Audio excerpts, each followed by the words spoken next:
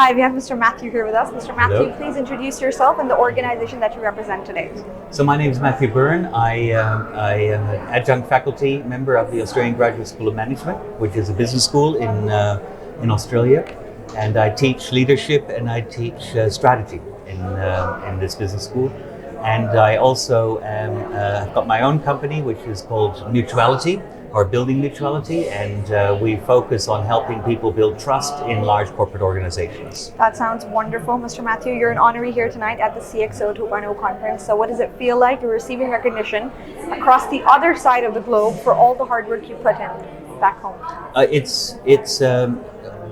Getting these awards is always quite humbling because you're always working in isolation of trying to make a difference and do something that actually matters. And every now and again, other people recognize that, and then it's deeply humbling to be recognized for that.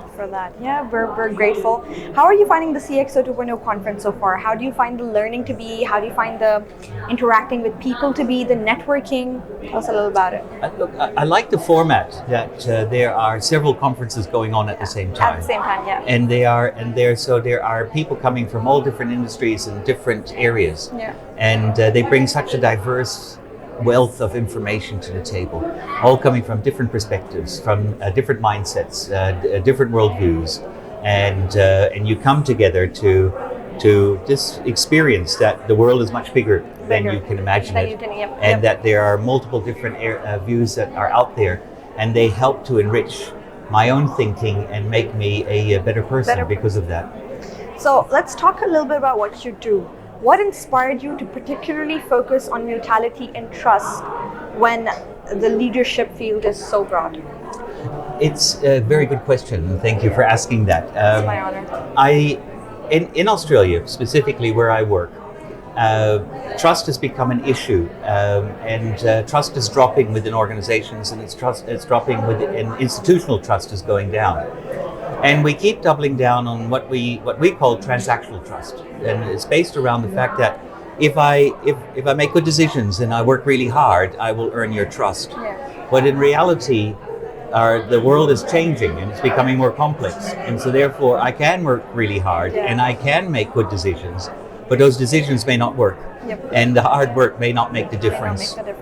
And so people are looking for a different form of trust, and how do we build stronger trust based on relationships, and how do we build relational trust?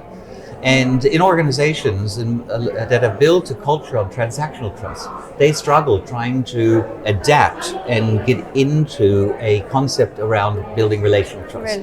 Often in organizations, we don't like to talk about our personal lives. We don't like to share what is important to us as individuals. And then all of a sudden, we start to have to build that relational trust.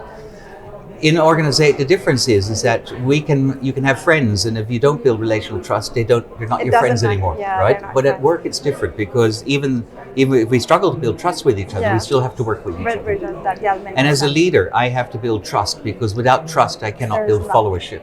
And so this concept of mutuality, of trying to find a point of mutual connection that we have, and that we find that you and I have in common, that we can connect with, creates a small thread of trust between us. And then the foundation is laid. The foundation is laid, and that trust eventually becomes string, that trust becomes rope, and then we can have difficult conversations with each other. Exactly. And that trust won't break.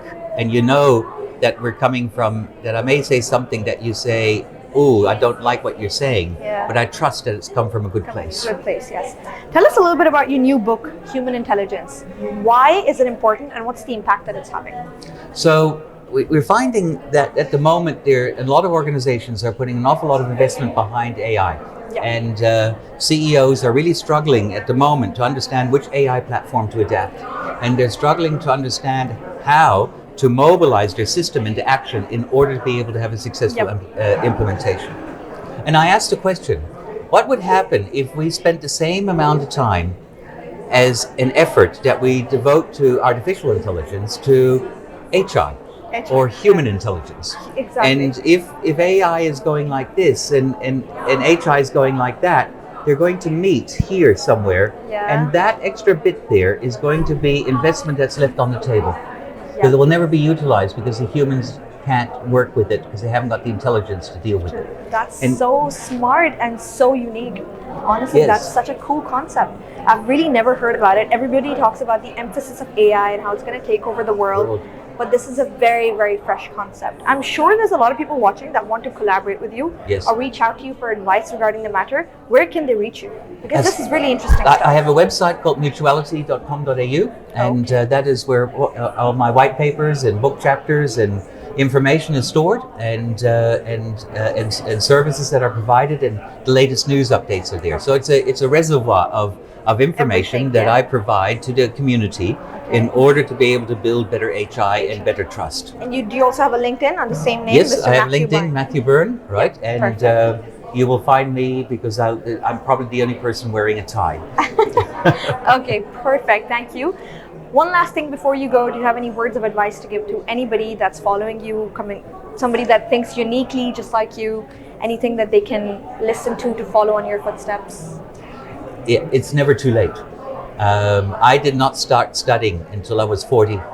I left school at year 11. I never finished a high school certificate. And at 40, I started to study. And who would have thought that a 40-year-old would become an academic, become an author, become a shaper of minds and a thought leader. And Significant. and never stop.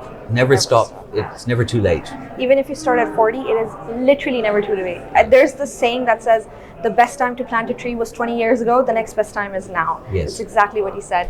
Thank you so much for such insightful thoughts and giving us Thank so you. much food for thought and something to think about. Congratulations again on being an honoree. And Thank you. You're up to great things, and we just hope you the best of luck. Thank you so much. Thank you so much. Thank you so much. Thank you. Congratulations.